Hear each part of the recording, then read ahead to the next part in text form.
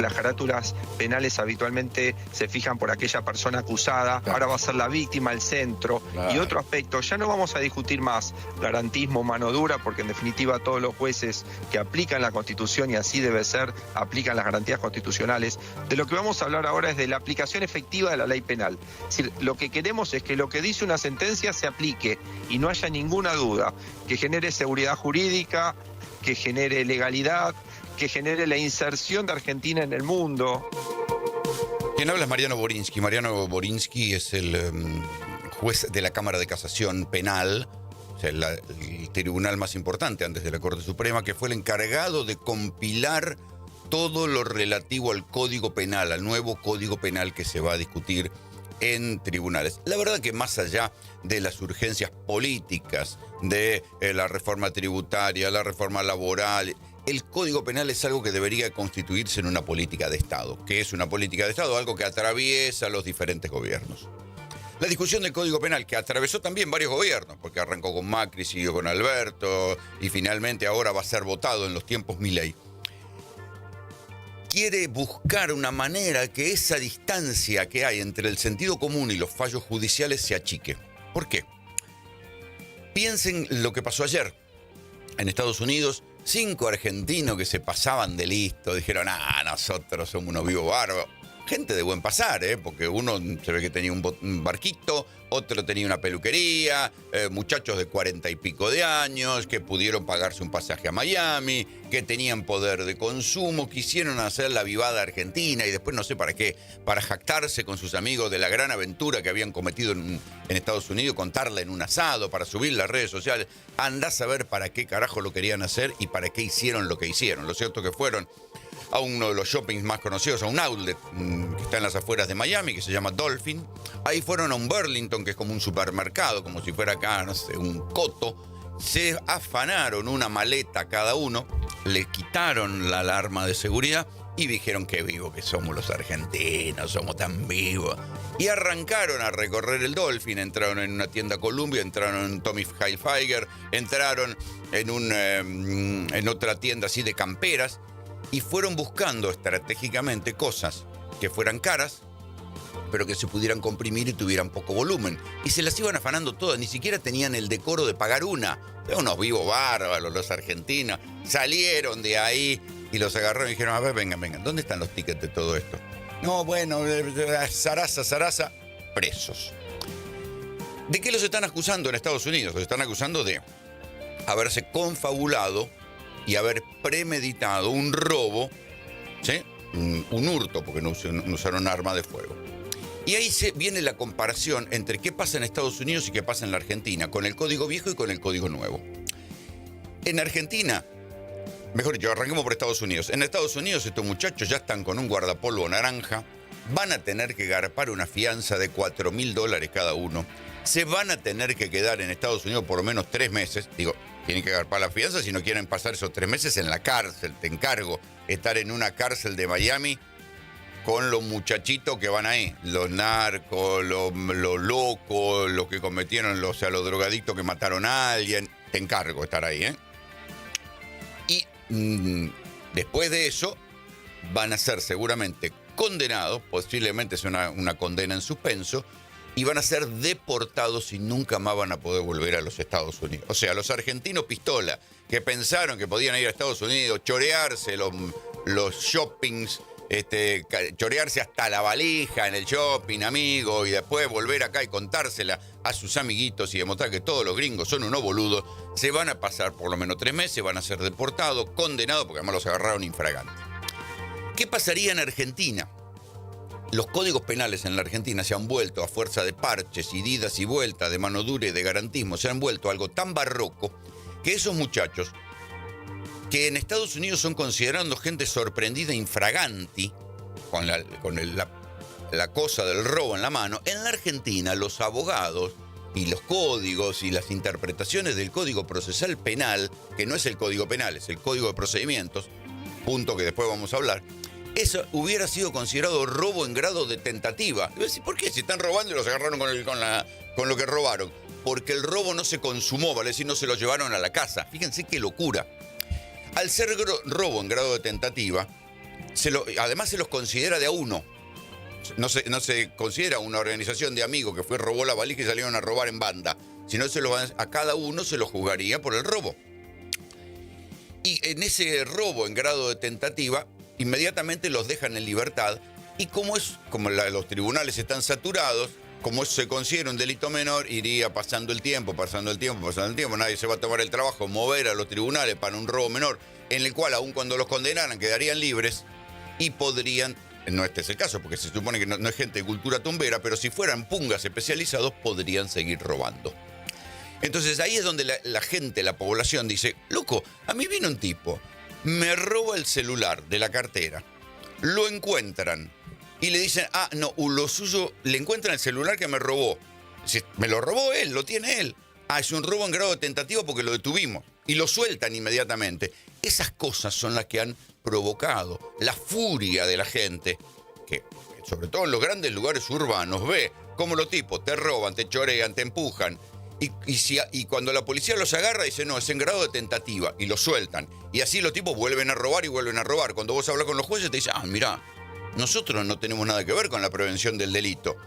¿Cómo que no tenés que ver? Si lo soltás permanentemente, le estás dando un mensaje a esa persona de que puede volver a robar. Estas son las cosas con las que, por ejemplo, es un ejemplo práctico de lo que quiere legislar el nuevo Código Penal. En el actual Código Penal, para alguien que comete un hurto, es de 1 a 2 años. Y queda libre, y además, como insisto, como hay tanto hurto porque no pasa nada, el tribunal nunca le da pelota y seguramente esa causa prescriba en el mejor de los casos. Lo que va a suceder es que la persona que lo enganchan robando, lo sueltan, queda preso unas horas. ¿Viste eso que te dice la gente? Yo tardo más en hacer la denuncia que el tipo en salir. Bien, lo sueltan. ¿El tipo cuál es el mensaje que decodifica? Y yo vuelvo a robar 1, 2, 3, 4, 5, 6, 7 veces. Hasta que un día en un robo alguien se le resiste y va y lo apuñala o lo lastima. Y si lo mata, hay todos los medios de comunicación, pedimos los antecedentes penales y nos damos cuenta que ese tipo tenía 10 entradas por robo. Entonces, ¿y cómo es posible que este tipo, con 10 causas por robo previas, que nunca llegaron a juicio, estuviera suelto? Y estaba suelto por aquello del robo en grado de tentativa. Y porque además la pena es de 1 a 2 años. El nuevo Código Penal, ¿qué es lo que busca?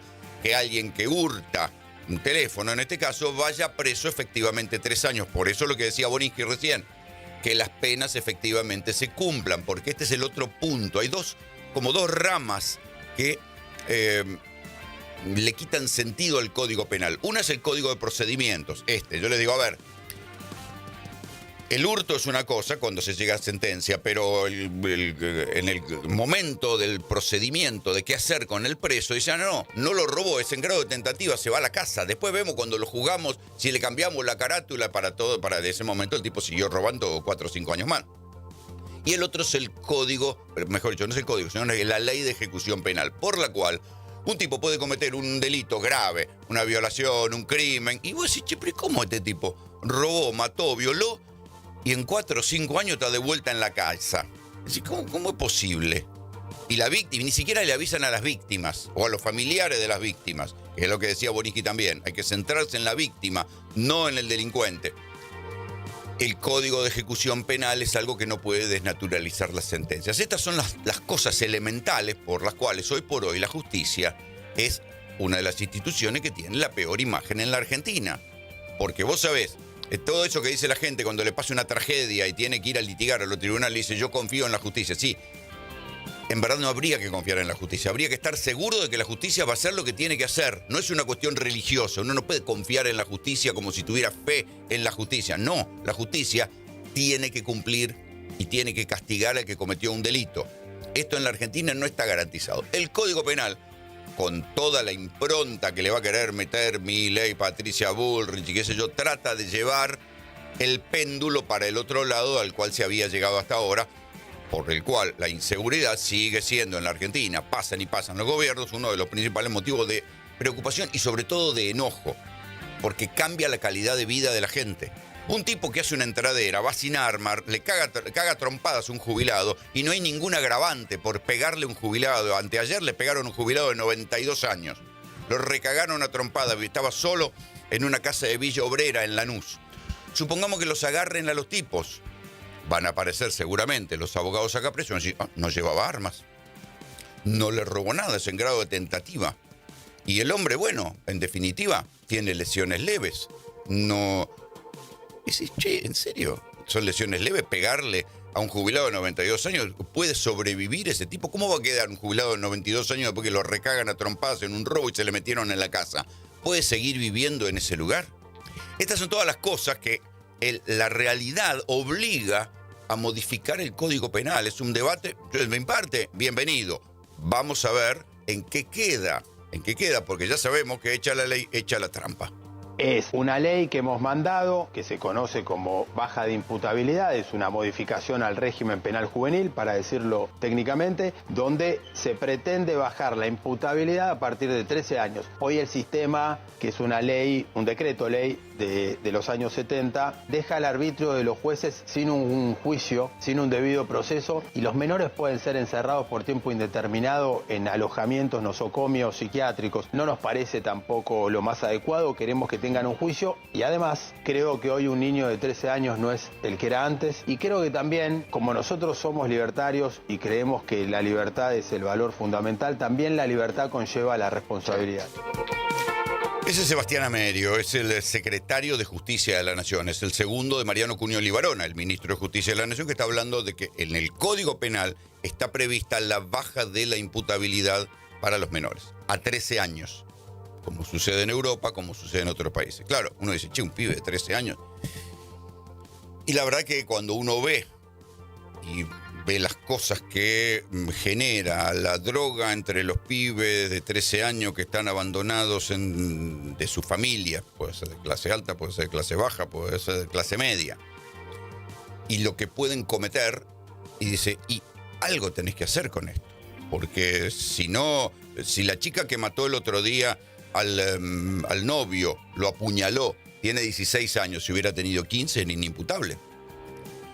En Rosario, hace unos años yo conté la historia de Pelo Duro, creo que le llamaban, nunca se lo pude identificar por su nombre y apellido, que era un tiratiros de 13 años. De 13 años, ¿qué es un tiratiros? Uno que le pagaban, en aquel momento le pagaban 2.000 pesos, iba y se plantaba frente a la casa de un enemigo, de algún narco, y le barría la casa con una ráfaga de tiros. Un tiratiro, 13 años. ¿Por qué lo buscaban? Porque era inimputable, porque entraba y salía, aunque lo agarraban, el pibe decía, sí, está bien. ¿Mataste a alguien? No maté a nadie, entraba y salía. Hasta que quedó grabado en las escuchas que el pibe era perfectamente consciente de lo que iba a hacer y hasta negociaba la guita y pedía más plata. Entonces lo trajeron de Rosario a un instituto de menores de acá, por lo cual, por supuesto, se fugó. Puedo contarles infinitos casos de estos. Entonces, que cuando saltan a la televisión, uno dice, bueno, ¿qué haces con estos casos? Algo hay que hacer. El Código Penal entonces pretende bajar la edad de imputabilidad a los 13 años. Después debería haber una ley que reglamente qué pasa con las sentencias. En el caso de, por ejemplo, Provincia de Buenos Aires, hay un régimen penal juvenil que dice que si a un pibe de 16 años se lo juzga por el delito de un mayor, la sentencia necesariamente es la mitad de la que le correspondería a un mayor. ¿Sí? Entonces, si a un mayor le hubieran condenado a 8 o a 10 años, le corresponderían 4 o le corresponderían 5. Y eso se supone que eso facilita la rehabilitación. La provincia de Buenos Aires ha intentado también hacer cárceles especiales para delincuentes más jóvenes, hay una en Campana, creo, para que los pibes no se junten con los viejos tumberos y que los viejos tumberos, o sea, le transmitan sus mañas y así las cárceles se conviertan en una academia de delito. El debate sobre la edad de imputabilidad para los menores también va a entrar en la discusión del futuro Código Penal. La imprescriptibilidad también es un tema complicado desde la discusión jurídica. Va a ser algo que va a generar una discusión fuerte, pero hay que ser muy cuidadoso con el tema de la imprescriptibilidad. Es una de las garantías centrales del proceso y la verdad es que hay que ser cuidadoso. Hoy en Argentina la tenemos para lesa humanidad y hay una discusión jurídica que no está saldada sobre los delitos de corrupción y la adhesión de Argentina a la Convención Internacional contra la Corrupción. Ese es Germán Garabano, fue ministro de Justicia, está diciendo, bueno, hay que tener cuidado con los tratados internacionales y la cuestión de la imprescriptibilidad. Fíjense, también a propósito de ejemplos recientes, Christian Graf, una persona que se sospecha que él o alguien de su familia, posiblemente su padre, apuñalaron a un compañerito de la escuela, lo apuñalaron en la casa y lo enterraron en el fondo de la casa y 41 años después encontraron que ese pibe era el compañero Christian Graf. Entonces ahora la familia del muchacho dice, bueno, que lo juzguen, o por lo menos queremos saber la verdad de quién lo mató. Y la justicia está de manos atadas, porque Christian Graf dice, no, yo no sé nada, qué sé yo, lo habrán enterrado del otro lado. Un insulto a la inteligencia, un mentiroso de tomo y lomo, pero claro, dice, no, yo no sé nada, mire, me apareció el cadáver ahí enterrado al lado de la planta, no sé nada, no sé, yo fue hace mucho, andás a ver, a lo mejor lo enterró alguien del otro lado, entró por una cerca y lo enterró, y los desplazamientos de tierra lo trajeron a mi casa, toda una inmensa zaraza. Pero Christian Graf está atrincherado ahí, se presenta como un hombre honorable que no sabe qué pasó y por qué aparece un apuñalado en el fondo de su casa enterrado. Y la justicia está de manos atadas.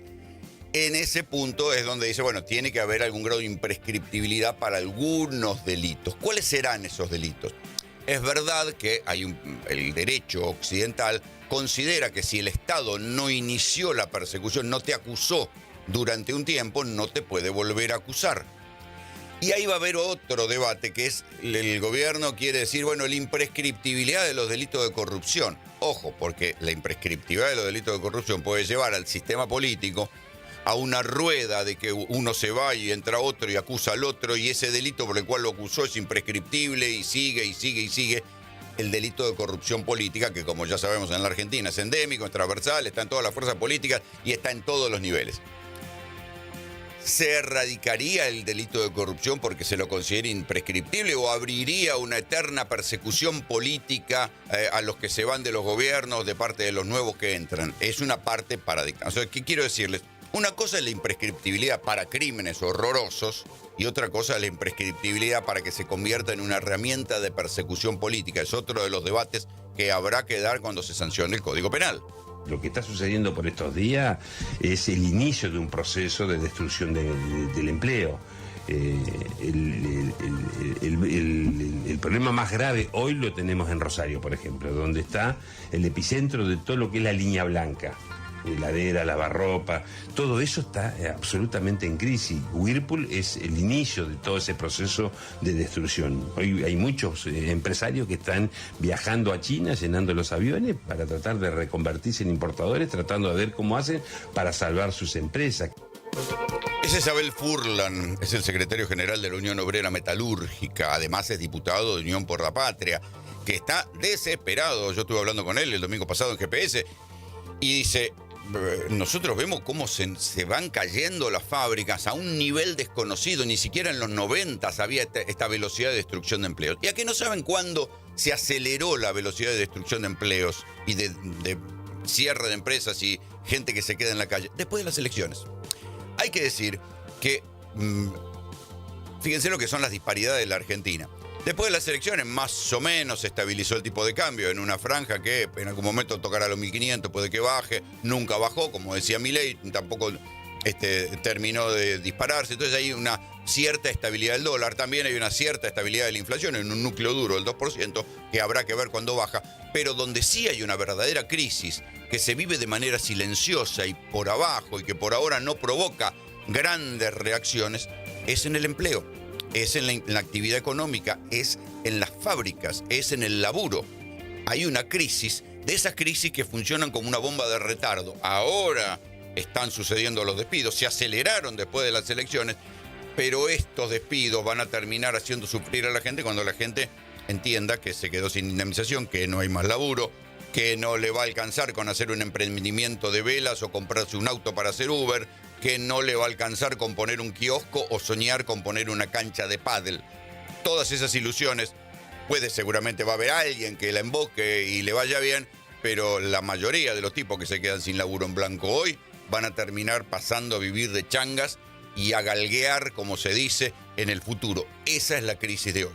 Está estable el dólar, hay un veranito financiero, pero como decía hoy una nota que estuve leyendo, hay un veranito financiero, pero hay un invierno productivo. Y este invierno productivo es lo que está generando la crisis de la cual hablaba Abel Furlan. Crisis de despido y crisis de cierres de empresas. ¿Y qué hace el gobierno? No habla de esto. No habla, como si no existiera. Como si fuera un fenómeno meteorológico. Cierran las empresas. No, será porque la administraron mal, le echan la culpa al empresario, le echan la culpa a los trabajadores, le echan la culpa a los sindicatos, por supuesto, que pelean por que no cierren las empresas o pelean por algún aumento de salario. Siempre la culpa la tiene el otro, ellos no tienen nada que ver. como si el marco de salario deprimido, dólar estable, plata dulce, facilidad para importar, bajar los aranceles, como si esto hubiera sido un fenómeno meteorológico que no lo decidió nadie. El gobierno no habla de esto.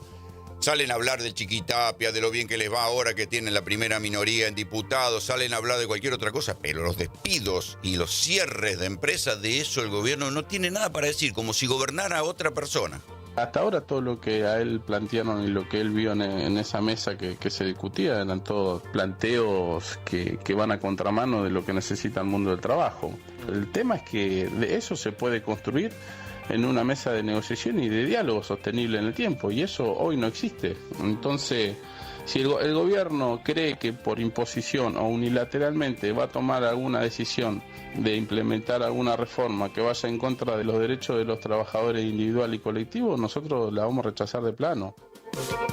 Quien habla es Cristian Jerónimo, es una voz desconocida porque es uno de los nuevos triunviros de la CGT. La CGT sigue estando conducida por 3 personas, los 3 no son de los dinosaurios sindicales tradicionales. Este es un muchacho nuevo que está contando lo que le pasó a Gerardo Martínez, viejo tiburón del sindicalismo, que estuvo sentado ahí en el Consejo de Mayo y dice: no vio nada que favoreciera a los trabajadores, con lo cual hay que decirle: hermano, te doy un besito en la frente. ¿Qué esperabas? Si Milei se la pasó diciendo, por más que decía que admiraba el modelo de la UOCRA y se abrazaba en algún momento en campaña a Gerardo Martínez, diciendo que era un modelo que no tenía indemnizaciones y que bajaba los costos laborales, mentira. En la UOCRA sucede porque es un tipo particular de industria, ¿sí? Se construye un edificio y hasta que vuelve a aparecer otro hay como un fondo de cese para que los trabajadores sigan cobrando una guita y puedan entrar en el próximo laburo. Pero Gerardo Martínez, ¿qué esperaba? ¿Que iba a haber alguna medida para reforzar los derechos de los trabajadores? No va a haber nada, y no hubo.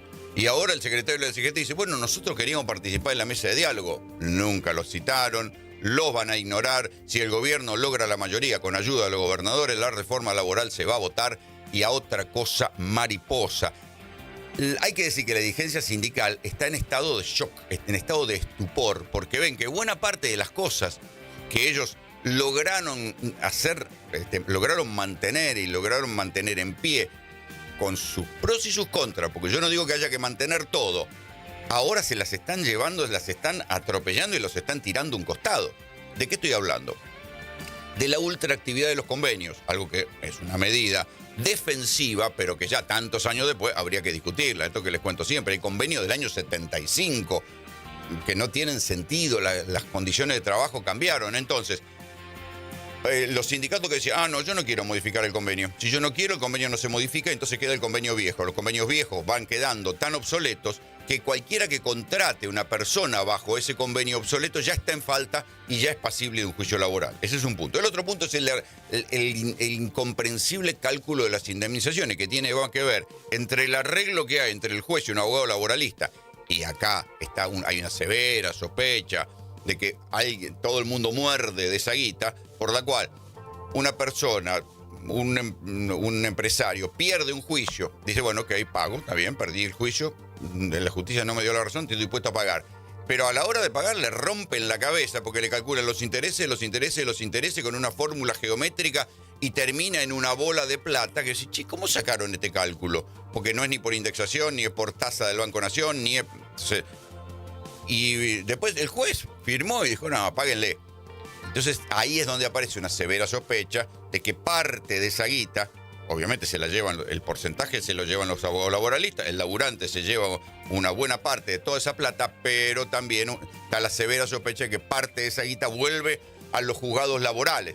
Nunca se lo pudo demostrar, pero está el monto de las indemnizaciones, que en algunos casos hacen quebrar pymes, que hay una severa sospecha de eso. En otros casos no. Las empresas grandes que son muy poco respetuosas del valor del trabajo, lo que hacen es tener inmensos estudios de abogados, le pagan más a los abogados que a los laburantes porque se quieren prevenir de los juicios. Hay de todo en el mundo del trabajo. Lo que sí, habría que encontrar alguna manera razonable de legislar los juicios laborales, que ese es el objetivo principal de la reforma. Lo que busca la reforma es abaratar los despidos, y ahí sí viene la trampa del plan económico, porque este plan económico, como les acabo de contar, es un plan que está generando una crisis de despidos, una crisis de cierre de fábrica. Entonces, va a llegar un momento donde ante la caída de la actividad, determinados grupos empresarios van a decir, ¿sabe qué, hermano? Yo puedo despedir, me conviene más despedir a los antiguos y pagarle la indemnización o pelearles la indemnización o entrar en un procedimiento de crisis, pagarle el 50% de la indemnización y recontratar a todos los nuevos bajo la nueva ley, porque la nueva ley se va a aplicar para los nuevos puestos de trabajo que se generen. Entonces, ojo con esto porque hay que tener en cuenta la ecuación económica. Si a una empresa, en una situación de crisis como la que se vive en la Argentina, crisis que además está siendo registrada por las principales consultoras internacionales, que dicen, sí, muy lindo, Milei ganó las elecciones, pero el clima económico está para atrás, hay una depresión del consumo, la recesión económica, todo se importa. En ese contexto, una ley laboral que abarate los costos de los despidos y que favorezca las contrataciones express y los despidos más rápidos hacia adelante puede generar que haya toda una generación que empiece a ser despedida porque resulta cara. La oposición, que podrías decir el campo nacional, popular, el progresismo o el peronismo, si querés, está siendo totalmente funcional a que Milei haga el gobierno, que si no, no se explica las discusiones públicas, los protagonismos, los personalismos. No. Es inentendible. Bastante castigo tenemos los argentinos con que no tengamos a nadie de la conducción empresarial, política, sindical, que esté pensando el país a 1 año, a 5 años, a 10 años. Pablo Viró, ustedes recuerdan en algún momento, por los altoparlantes de los aeroparques, le echaban a Pablo Viró, secretario general de la Asociación de Pilotos de Líneas Aéreas, la culpa de los paros en aerolíneas y la medida de fuerza. Bueno, ahí está. Otra de las cañitas voladoras de propaganda del gobierno. Pablo Viró sigue en su puesto, negociaron con él, era nada más y nada menos que una negociación entre una empresa y un sindicato, lo que pasaba en alguna de las huelgas de aerolíneas. Viró sigue en su puesto, pero ahí desde ese lugar Viró está diciendo, muchachos, nos están llevando por delante y ni los sindicalistas, ni los empresarios que están perdiendo, o sea, ni la industria, ni la UIA, ni nada por el estilo, están más entusiasmados con la facilidad de poder despedir barato que con la posibilidad de reactivar sus propias industrias. Entonces, ahí es donde le digo, a veces la ideología juega malas pasadas. Los industriales, seguramente, hartos de la inflación, dijeron hay que votar en contra hay que votar por Milei porque Milei nos va a traer una era de prosperidad. Y la era de casi pleno empleo estaba en los tiempos del peronismo, bueno, o en el caso del decadente Alberto Fernández, y lo que vino después empieza a venir el otoño para la actividad productiva o el invierno para la actividad productiva. Sin embargo, los industriales no terminan de reaccionar y la UIA sigue apoyando al gobierno. Esto es lo que está diciendo Viró, pero también los sindicalistas, y fíjense que mete también ahí la cuestión de los personalismos en la oposición. Cuando habla Viró de la oposición, es un hombre cercano a lo que sería el kirchnerismo ampliado y dice, bueno, acá están más interesados en sacar la cabecita y salvarse solos, en ver cómo hacen carrera para el 2027, que en resistir lo que está pasando. El gobierno está atravesando el post-elecciones, pese a que hay una crisis dramática en el empleo, en la producción, está atravesando esto como San Martín que entra sobre la ruina humeante después de cualquier batalla. A todos nos preocupa siempre la provincia de Buenos Aires. La conversación está abierta siempre. La gestión de seguridad es una gestión de colaboración con las autoridades de seguridad de la provincia de Buenos Aires. Tengo comunicación permanente. ¿Le preocupa? El trabajo siempre preocupa donde hay delito, donde hay violencia y siempre es una prioridad. Argentina es una tierra de oportunidades. Les presento a Alejandra Monteoliva, ministra de Seguridad de la provincia de Buenos Aires. Lo que tenemos un poquito de memoria, recordamos que a esta mujer le echaron por inútil de Córdoba. ¿Por qué digo que le echaron por inútil? Por 2 casos. Y esto, tuve oportunidad de hablarlo personalmente con el gobernador de entonces, José Manuel de la Sota. Durante la gestión de Monteoliva estalló un escándalo de narcotráfico protegido por la policía. ¿Sí? Que primero el gobernador de Córdoba intentó, yo lo conté en aquel momento, me junté con el gobernador me dijo, no, te equivocás, Rolando, esto no es así. Yo le dije, mirá, esto llega hasta el jefe de policía. No. Bueno, 2 semanas después había echado al jefe de policía, volvió y me contó, me dijo, tenía razón, llegaba hasta el jefe de policía, lo echamos. Inmediatamente después de esto, unos meses después, ¿qué es lo que sucede? hay una rebelión de la policía en Córdoba, se autoacuartela la policía, pero como en todo esto, digamos, los miserables están en todos los campos, en aquel momento, como Carlos Zanini, el secretario general de la presidencia de Cristina Fernández de Kirchner, y era cordobés, y quería ver si metía baza, como no podía entrar en el justicialismo cordobés, bloqueado por el tándem Schiaretti de la Sota, y no podía meter baza el kirchnerismo, y Zanini quería hacer carrera en la provincia de Córdoba, y Zanini y Ricardo Jaime, ¿qué hicieron? No le mandaron fuerzas federales a la rebelión de la policía de Córdoba, con lo cual hubo un par de días en Córdoba de incertidumbre, donde la banda de los culiados bajaban a la ciudad a robar lo que se les diera la gana. No robaban comida, robaban televisores LED, que me acuerdo además porque me acuerdo de los móviles, los noticieros, cuando los tipos salían con los televisores LED choreados de los supermercados y de las tiendas. La ministra de Seguridad, a la cual se le amotinó la policía de Córdoba, era Alejandra Montioliva, y después le echaron. De la Sota se había ido en un viaje, ¿no? Y estaba en una escala en Panamá, cuando se entera del amotinamiento de la policía en Córdoba, del cual, por supuesto, la ministra dormía, y se tuvo que volver de apuro para ver cómo lograba dominar eso que casi le incendian la provincia. Insisto, por eso digo, Argentina es una tierra de oportunidades. Tierra de oportunidades. Una persona que fracasó en la gestión pública se hace libertaria y algún día, muchachos, no hay que desesperar porque tarde o temprano se llega ministro. Nosotros nos sentimos orgullosos de que un militar, un teniente general como Carlos Alberto Presti, quien nos acompañó desde el 10 de diciembre como jefe del ejército, hoy se haga cargo del Ministerio de Defensa. Sin lugar a dudas, a los kirchneristas les gustaba otro perfil, les gustaba poner montoneros. A nosotros nos gusta poner militares. Mucho del equipo de gestión eran militares porque nosotros nos sentimos orgullosos y respaldamos. No hay ningún tipo de incompatibilidad, al contrario. Digo, pueden y deben participar en los procesos decisionales y el comandante en jefe así lo ha dispuesto. 990. Ahí lo tienen a Luis Petri. Luis Petri es saliente ministro de Defensa y está defendiendo la designación de Carlos Presti, Luis Petri, Carlos Presti. Carlos Presti es el general y nuevo ministro de Defensa. Lo que no dice ahí Petri es que la incompatibilidad verdadera no está tanto en el uniforme, que puede ser una cuestión formal.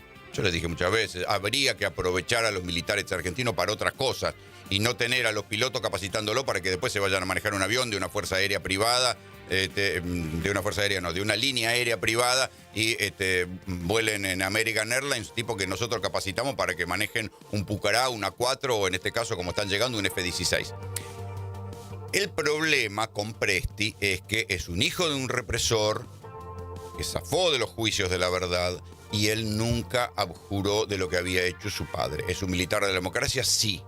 No mató, ni torturó, ni violó a nadie. Efectivamente, no lo hizo. Pero ahí está ese resquemor, pero que en verdad uno puede pensar que es al revés. Que Milei lo elige a Presti porque es un revisionista de las violaciones de los derechos humanos de la dictadura. Este es el punto central. Todo lo otro, la chicana de Petri, bueno, ellos ponían montoneros. Sí, efectivamente hubo gente de pasado montonero, como fue Nilda Guerré y Jorge Tayana, que estuvieron al frente del Ministerio de Defensa, pero demostraron en su gestión que no tuvieron ningún problema en convivir con los militares y los militares nunca dijeron nada de ellos.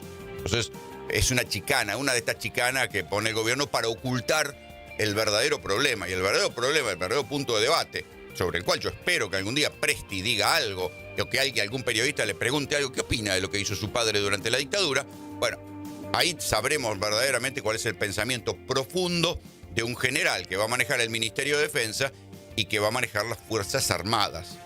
Porque esto es el resquemor de la historia argentina, es decir, le estamos dando mucho poder a un militar que ante cualquier crisis podría dar un golpe de Estado y podría desencadenar una represión como la que se desencadenó en la dictadura. Nada se repite en la historia, pero la cuestión de tener a alguien que esté sentado en un Ministerio de Defensa con todas las Fuerzas Armadas a disposición, que puede ir rosqueando y preparando y manejar servicios de inteligencia como tienen todavía las Fuerzas Armadas, ¿esto garantiza la convivencia democrática? Es un tema a debatir. No hay que debatirlo con chicanas. Si es militar no sirve, pero también uno espera que Presti demuestre que es un hombre de la democracia. Sin duda el Estado Nacional decidió que asumió este gobierno y lo ha dicho muchas oportunidades de suministro y que ellos no tienen ninguna responsabilidad respecto de la salud. Entonces, una campaña de vacunación no es solamente proveer las vacunas, que este gobierno lo hace muy mal. Siempre tenemos faltantes de muchas vacunas. No se financia, no se acompaña el costo que significa la vacunación, ni se hacen campañas de difusión. El gobierno lo que hace es potenciar discursos antivacuna. Por un lado, firmando acuerdos con un confeso, expreso, referente del movimiento antivacunas a nivel mundial, que está a cargo de la salud en Estados Unidos. Y ese Nicolás Crepla, que es el ministro de Salud de la provincia de Buenos Aires, que como tantos sectores del área, de cada una de las áreas que integran el gobierno de Axel Kicillof, se la pasan llorando y diciendo, hermano, estamos acá abandonados. Y efectivamente, el gobierno, lo cuentan los médicos sanitaristas, no solamente lo cuenta un ministro de Salud, el gobierno se desentendió de las campañas de vacunación, dice, ¿sabe qué? Nosotros la vacunación, provincias, ejenzan su libertad, provincias, vacunen a la gente, pero también carpen la vacuna. Entonces, ¿qué es lo que pasa? Hay vacunas que son caras, que no las puede solventar una provincia. Hay algunas provincias, por ejemplo la provincia del norte, que optaron sacar de su bolsillo y garpar la vacuna contra el dengue, también provincia de Buenos Aires. Pero no todas las provincias pueden hacerlo, no todas toman la decisión de hacerlo. Entonces ahí es donde viene la cuestión de decir, ¿por qué el gobierno se retiró de acá? Y a ellos combinan lo útil con lo agradable. Hay mucha prédica antivacuna dentro del gobierno. Recuerdan, como dice Crepla, que han firmado, me acuerdo, con el nieto de Robert Kennedy, que es un antivacuna, un médico antivacuna, muy curioso, ministro de Salud de los Estados Unidos, de la gestión Donald Trump. Pero también se combina con lo agradable para ellos, que es gastar menos plata. Gastan menos plata en vacunas, son antivacunas, permiten, o tal vez no sean antivacunas, pero no les disgusta el discurso antivacuna, porque fue parte de sustentación de la base del movimiento libertario en la Argentina. Entonces, bueno, ¿sabes qué? Que se arreglen la provincia con las vacunas. Fue que consulté al abogado y me dijo que se habían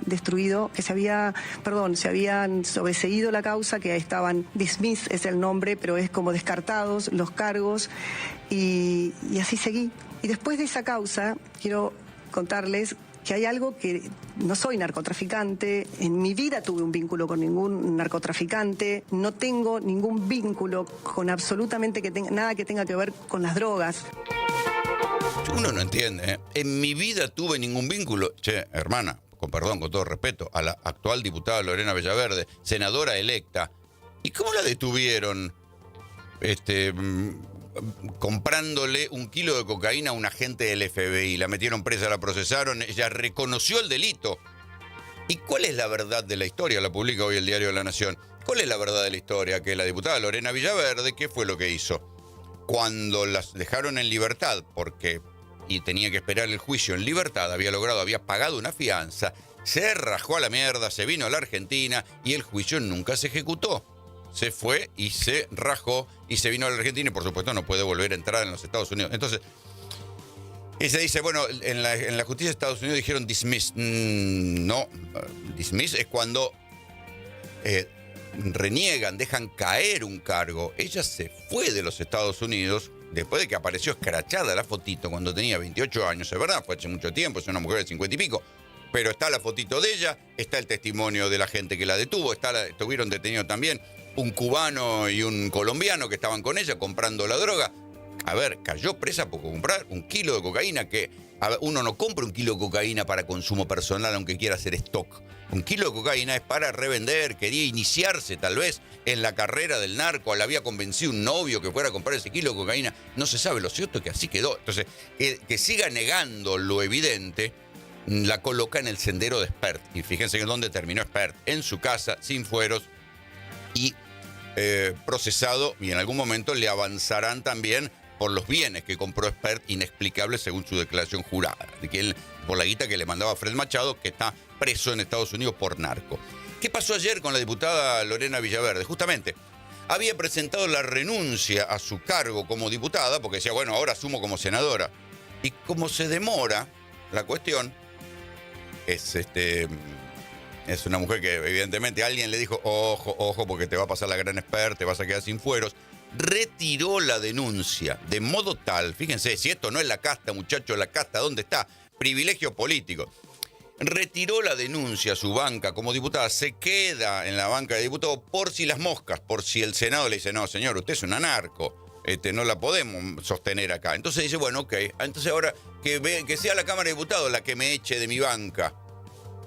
Pero una cosa es mucho más fácil evitar que alguien asuma, en este caso en el Senado, donde el propio gobierno, dicen algunos medios, que le está diciendo a Lorena Villaverde que se baje de la senaduría y que deje de meter ruido y que deje de obligar a los que la tengan que defender, porque también hay que decir, ¿quién va a poner la cara por una narco? Es verdad, Luis Juez, que era tan gracioso y hacía tantos chistes y era tan vivo y era el más vivo del barrio, una vergüenza defendiendo una narco, él que era un prócer de la moral, que veía choros en cualquier lado, defendiendo a una senadora que tuvo el tupé de ir a comprar 1 kilo de cocaína y que terminó sopre. Bueno, el senador Luis Juez ahora dice, no, bueno, esto fue una cosa del pasado, un problemita que tuvo, y se hace el gracioso. Bueno, no. La senadora la tiene complicada para asumir en el Senado. Entonces, como dijo, no, ¿sabe qué? Por la duda, yo retiro la renuncia y me quedo en diputado, como haría la casta. ¿Y para qué lo hace? Bien casta, como dirían los libertarios, para tener 2 años más de fuero y que si alguna de las otras causas que tiene en Río Negro, porque recordad que esta mujer tiene causas penales en Río Negro por haber vendido lotes que no eran de ella, cosas que están en trámite, como se sabe en la justicia argentina, si tenés unos buenos abogados y alguna influencia política, las causas entran en un cajón donde hace frío y de ahí nunca se descongelan. Bueno, ¿para qué quiere fueros 2 años más la diputada Villaverde? Para que si alguna de esas causas avanzan, no la vengan a buscar y le compliquen más la vida.